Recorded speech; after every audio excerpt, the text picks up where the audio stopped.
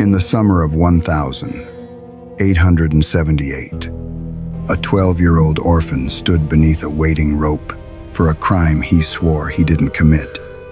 The whole town knew something was wrong, but not one person stepped forward. Not until a dust-covered outlaw rode into Bitter Creek and noticed one small detail that could bring the most powerful man in town to his knees. The sun was not a light. It was an executioner. It hung over the Wyoming plains like a white-hot hammer, beating the dust of Bitter Creek into a fine, choking powder. In July 1878, even the wind brought no relief. It swept across the plains, hot and dry, carrying dust into every crack of Bitter Creek. The air tasted of sagebrush, dried sweat, and the metallic tang of impending blood. The townspeople had gathered in a suffocating circle in front of the livery stable, their shadows merging into one dark, trembling mass. They were silent, but it was a heavy silence, the kind that precedes a landslide. At the epicenter of this collective fear stood a boy who looked more like a ghost than a child. His name was Toby, a 12-year-old scrap of humanity with eyes too large for his hollowed face. He wore a burlap shirt so patched and frayed that the original fabric had long since surrendered its identity. His hands were bound with a rough hemp rope that bit into his thin, translucent wrists. Standing over him was Barrett Sterling, the richest man in Bitter Creek, and the closest thing the town had to a king. Sterling was the man who owned the bank, the general store, and half the cattle in the territory. He belonged to a new breed of Western men who had learned that a banknote, a land-aid, and a hungry winter could command more obedience than a revolver. He wore a black frock coat that absorbed the heat, his face a sculpted mask of righteous, manufactured fury. In his right hand, he held a gold pocket watch, the chain dangling like a hangman's noose in the midday sun. This watch was found in the boy's sleeping pallet, Sterling announced, his voice booming across the plaza like a clap of thunder.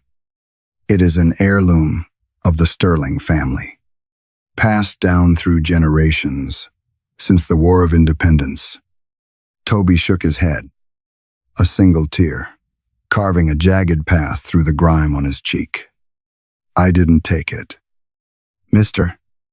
Sterling, the boy whispered, his voice cracking like dried timber. I found it in the dirt by the well, and I was going to bring it to the sheriff. Sterling let out a dry, rattling laugh that sounded like a shovel hitting stones in a fresh grave. The well is a mile from my manor. Boy, you stole it from my nightstand while you were supposed to be mucking the stalls. The townspeople looked away, their eyes finding interest in their boots or the shimmering horizon. They knew Toby was an orphan, left behind after a fever swept through the county 3 years earlier, and took his family with it. He was the town's ward, which meant he was a communal responsibility that no one truly wanted to bear. But Sterling was the man who held their mortgages and their futures in his manicured hands. He was the one who decided who received credit for winter seed and who starved when the blizzards rolled in from the Tetons. And that was why no one stepped forward. Not because they believed Sterling, because every person in that circle knew what happened to people who embarrassed him. One farmer had lost his credit after arguing over a cattle fence. A widow had watched her store close after refusing to sell him her property. Now Sterling wasn't asking the town to believe him. He was asking them to choose between Toby's life and their own survival. And one by one, they chose silence. In this territory, we have a law for thieves, Sterling said, turning his gaze toward the crowd, like a wolf counting sheep. and for an orphan who bites the hand that feeds him, the law must be swift and final. He gestured toward the rafters of the livery stable, where a thick rope had already been tossed over a beam.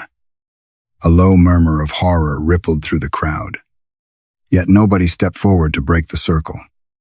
The sheriff, a man named Miller, whose spine had been bent by age, and Sterling's payroll, simply adjusted his hat. The law is the law. Au son, Miller muttered, refusing to look at the child he had seen grow up in the gutters. The boy's knees buckled, and he collapsed into the dust, the heat vibrating with the sheer weight of the injustice.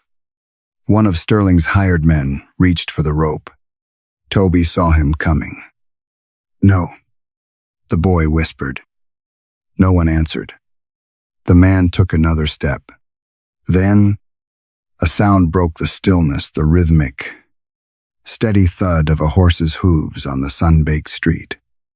It wasn't the frantic gallop of a messenger, but a deliberate, commanding pace that demanded attention.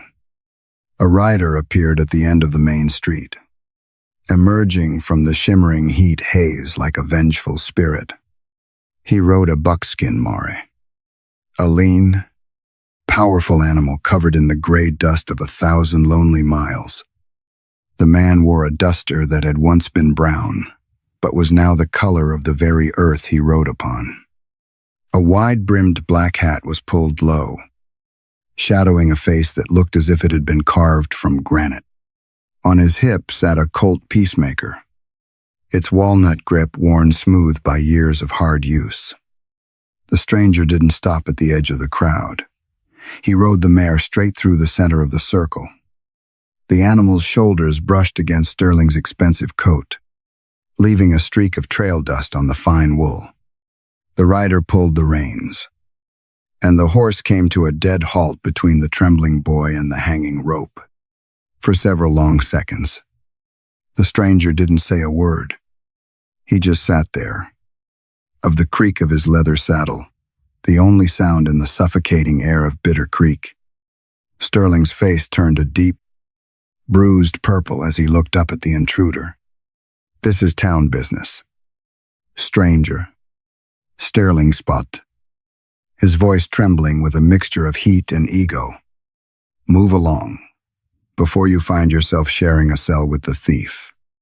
The stranger tilted his hat back with a slow, deliberate finger, revealing eyes the color of a winter sky.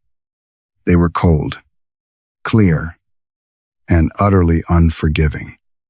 "I've seen a lot of things on the trail," the man said, his voice a low growl like stones grinding in a deep well. "I've seen wolves hunt in packs, and I've seen rattlers strike from the dark when they think no one is looking." He looked down at Toby, then back at Sterling, his gaze cutting through the banker's bravado. "But I ain't never seen a grown man so scared of a boy that he has to kill him just to feel tall." The crowd gasped, a collective intake of breath that stirred the dust around the horse's hooves. Sterling took a step back, his hand instinctively moving toward the small derringer hidden in his waistcoat. "He's a thief. He stole a Sterling heirloom, a piece of my family's history." The stranger looked at the gold watch dangling from Sterling's hand with a look of profound boredom. "That watch," the stranger said softly. "Flip it over." Sterling hesitated, his knuckles whitening around the gold casing. "Why?" "It's a private matter." "Flip it over," the stranger repeated, his voice dropping an octave into a register of pure threat. The edge in his tone was sharper than a barber's razor, and the air around him seemed to chill. Sterling slowly turned the watch over, his fingers trembling despite his efforts to remain composed. "What do you see there?" "Mr. Sterling," the stranger asked. "Nothing but gold and the legacy of my ancestors," Sterling replied, his voice rising in a desperate pitch. The stranger leaned down from his saddle, his eyes locking onto the metal as if he could see through time. Funny. Most heirlooms from the War of Independence weren't made in Waltham, Massachusetts. He paused, letting the silence of the town square amplify the weight of his words. The company behind Waltham watches wasn't even founded until 1849, more than 60 years after the Revolution ended. He looked at the crowd, his gaze challenging every man and woman who had stood by in silence. Either Mr. Sterling has a watch that can travel through time, or he's a goddamn liar. A ripple of movement went through the townspeople as the realization hit them like a physical blow. They weren't looking at their boots anymore. They were looking at the man who had held them in debt. Sterling's hand began to shake violently as the fabrication of his authority began to crumble. It's a different heirloom. I misspoke in my anger. The boy still stole it. Thorne's eyes stayed on Sterling. A liar caught in one lie usually rushed to explain it. Sterling wasn't explaining. He was protecting something. And whatever it was, Thorne suddenly understood. It mattered more to the banker than the watch ever had. The stranger dismounted in one fluid, cat-like motion that suggested a lifetime of violence. He didn't look like a hero from a dime novel. He looked like a man who had seen the bottom of many bottles. He walked over to Toby and pulled a small bone-handled knife from the side of his boot. With two quick, precise strokes, the hemp ropes fell away, leaving the boy's hands free. "Get up, son," the stranger said, his voice softening for the first time. "Being scared don't make you weak. Staying down when you know the truth, that's what they're counting on." The boy stood up, rubbing his raw wrists, and retreated behind the stranger's long, protective duster. The stranger turned his attention back to the crowd, standing his ground as the moral center of the town. "My name is Elias Thorne," he said, and the name hit the town like a sudden frost. But Thorne wasn't watching the frightened faces around him. He was looking past them, past the bank, past Sterling, toward the stone, well, at the edge of the square. Something there had caught his eye. What the stories rarely mentioned was that Thorne had spent 2 years riding security for railroad survey crews before becoming an outlaw. He knew their brass chains, their transit levels, and the quiet wars that began whenever a proposed rail line crossed land. Somebody powerful wanted cheap. Elias Thorne was a name whispered in the dark corners of saloons from Abilene to the Black Hills. To the lawmen, he was a ghost. To the desperate, he was the only justice left in a broken world. They said he'd once held off a posse of 20 men to protect a widow's deed in the Panhandle. Sterling's bravado was now nothing more than dry clay, cracking under the pressure of Thorne's presence. "Thorne, you're a wanted man. There's a price on your head that would buy this whole town." Elias didn't deny it. He simply looked at the banker with a gaze that saw through the frock coat. "There's a price on a lot of things, Sterling, but the truth ought to be the only thing that's free." He walked toward the well. The crowd moved aside. Thorne crouched beside the stone rim and lifted a sliver of curved glass from the dust. "Carriage lamp glass," he said. His eyes moved toward Sterling's brougham beside the bank. One of its lamp panes was cracked. "That don't prove you dropped the watch," Thorne said. "But it proves you were closer to this well than you've been telling these people." Sterling's face betrayed him before his mouth could. Thorne saw it. This had never been about a stolen watch. "You were here yesterday evening, weren't you?" "Sterling, checking the water levels for the new survey eye. I come to town every day for business." Sterling stammered, his sweat now cold. You were here at the well, and you saw the boy drinking. You saw his father's land sitting on the railroad's path. Thorne turned to the sheriff, his presence filling the plaza until Miller seemed to shrink in his boots. Toby's father left him land on the North Ridge. Thorne said, and somebody's been running a railroad survey straight toward it. He looked at Sterling. A 12-year-old orphan can't fight a land dispute the way a grown man can. Brand the boy a thief. Get him locked away or dead. And suddenly there ain't much standing between you and that property. The sheriff shifted his weight, his face turning a sickly shade of gray as the conspiracy was unmasked. I didn't know about no railroad survey. Thorne, I'm just a man doing my duty. Miller whispered. Thorne studied Miller for a long moment. You're either the worst sheriff I've ever met, he said, or somebody paid you not to ask questions. Miller's face changed. A voice rose from near the saloon. I saw Miller take money from one of Sterling's men. The speaker was Amos Reed, the old stable keeper. Tuesday night, behind the saloon. I kept quiet because I got a family to feed. Miller lowered his eyes. This time, no one else did. The town was no longer silent. A woman in a sun-bleached dress stepped forward from the shadows.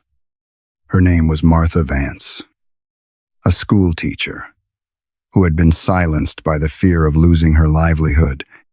He's right, she shouted, her voice trembling with the weight of years of suppressed dignity. I saw Sterling's men out on the North Ridge last week, with transit levels and brass chains. Another man, a blacksmith, with arms stained by soot and a life of hard labor, dropped his hammer. The blacksmith stepped forward next. I saw Sterling's carriage by the well yesterday evening. He said, saw him. Get out. And two. I didn't think nothing of it then. His jaw tightened. I should have.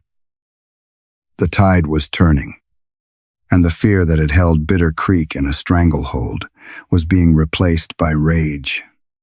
Sterling realized he was losing his grip on the town, his empire of debt dissolving in the heat. He reached into his coat for the derringer, his eyes wide with the desperate greed of a cornered animal. I built this town. I own every scrap of dirt you stand on. You are nothing without me. Thorne was faster than the eye could follow a blur of motion born from 1,000 life or death draws. He didn't draw his gun. He caught Sterling's wrist, twisted hard, and sent the derringer tumbling into the dust. Thorne didn't stop there. He grabbed the banker by the collar and dragged him toward the livery stable. The crowd surged forward, not to stop the stranger, but to witness the end of a tyrant's reign.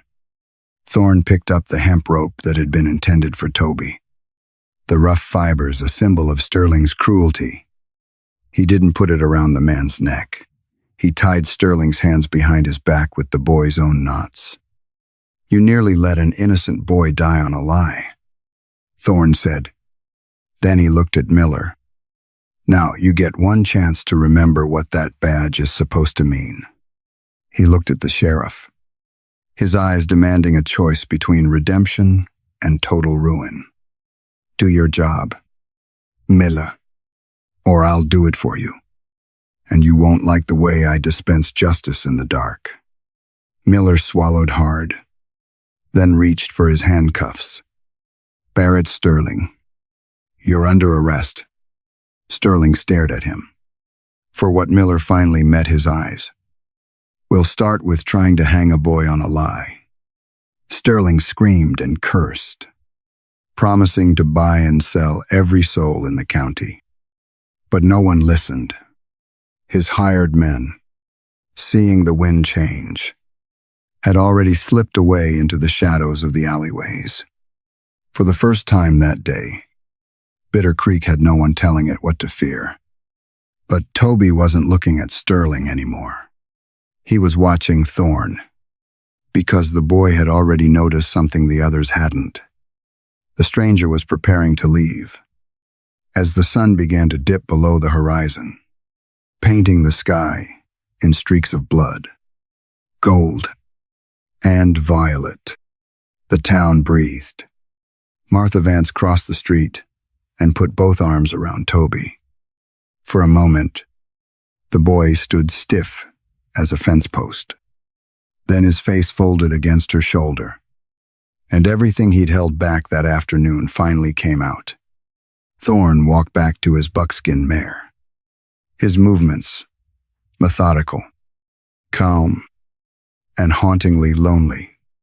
He checked the cinches and adjusted his gear, preparing to disappear back into the vastness of the West. Toby ran up to him, his small face looking up with a mixture of awe and heartbreaking gratitude. "Are you staying, Mr. Thorne? The town. They need a man like you to keep things right." Thorne looked at the horizon where the dark line of the mountains met the fading, dying light. "I don't stay nowhere long. So, the wind don't like me sitting still. And the law has a long memory." He reached into his duster and pulled out a small, weathered leather pouch that clinked with the sound of coin. He handed it to the boy, his calloused hand brushing against the child's small, fragile palm. "There's enough in there to pay for a lawyer in Cheyenne to fix your land claim. Don't let them take it." Then Thorne reached into his boot and drew the bone-handled knife that had cut Toby's ropes. He turned it once in his palm and offered it to the boy. "Keep this." Toby stared at it. "Why? So you remember?" Thorne said. "A rope only holds until somebody decides to cut it." Toby took the pouch, his eyes wide. "Why did you help us? You don't even know who we are." Thorne swung into the saddle. The old leather creaked beneath him, because a town that lets its children hang for a lie ain't a town. It's just a graveyard waiting for bodies. He looked at Martha Vance and nodded once, a silent passing of the torch to the town's true conscience. Look after him. He's got the kind of heart that reminds a man why he keeps breathing in this dust. The townspeople stood on the porch of the general store, watching the lone rider move down the main street. He didn't look back. He didn't wait for a thank you or a hero's welcome that would never come. As he reached the edge of town, the dust settled behind him, leaving the air clear for the first time in months. The railroad eventually came to Bitter Creek, but it didn't take Toby's land for a pittance. It paid him a fair, honest price for a right-of-way enough to build a new school and a clinic for the poor. Sterling died in a territorial prison 3 years later, his gold watches replaced by gray wool and stone. The people of Bitter Creek never forgot the day the outlaw came to town to teach them about dignity. They spoke of it to their children, turning the event into a legend of the Wyoming Territory. They told the story of how a single voice, speaking truth in a storm of lies, could wake an entire world. They remembered the man in the dusty duster who reminded them that courage is a choice we make every day. The legend of Elias Thorne grew with every passing year, whispered by campfires and in quiet homes. Some said he was a fallen angel. Others said he was just a man who had lost too much to let others lose. But Toby knew the truth of it, for he grew up to be the most honest sheriff the county ever saw. He wore a star made of silver and a heart made of iron, never looking away from a lie, no matter the cost. And every morning, he would look at an old bone-handled knife he kept on his desk as a holy relic. The wind still blows through Bitter Creek, carrying the scent of sage and the echoes of a distant past. If you listen closely, when the sun is setting, you can almost hear the rhythmic thud of a buckskin mare. You can almost see the shadow of a man who didn't fear the powerful because he knew their secrets. Bitter Creek became a place of peace, a sanctuary in a lawless land, built on the foundation of that one day. And Toby, as an old man, he would sit on his porch and tell the story one last time to anyone who would listen. He would tell it to the orphans who had no one, and to the dreamers who thought the world was too cruel. He would always end it the same way, with a look of profound peace in his aged, wise eyes. He didn't have to stay, Toby would say, his voice thick with the memory of the heat and the dust. He just had to speak up when everyone else was too afraid to breathe. Maybe that's the part of Toby's story worth carrying with us. Most of us will never stand beneath a Wyoming sun with a rope hanging from a stable beam. But sooner or later, we all find ourselves in a smaller version of that circle. We see someone being treated unfairly. We hear something we know isn't true. And for a moment, we have to decide whether speaking up is worth the cost. Courage doesn't always look like Elias Thorne riding into town with a colt on his hip. Sometimes, it looks like Martha Vance finally raising her voice. Sometimes, it looks like a frightened sheriff choosing, however late, to do the right thing. And sometimes, it simply means refusing to look down at your boots. So if you had been standing in that dusty circle in Bitter Creek that afternoon, who do you think you would have been? Tell me in the comments. And if this story meant something to you, share it with someone who still believes one voice can make a difference. Until the next trail, keep your eyes on the horizon and don't look away when someone needs you to stand beside them.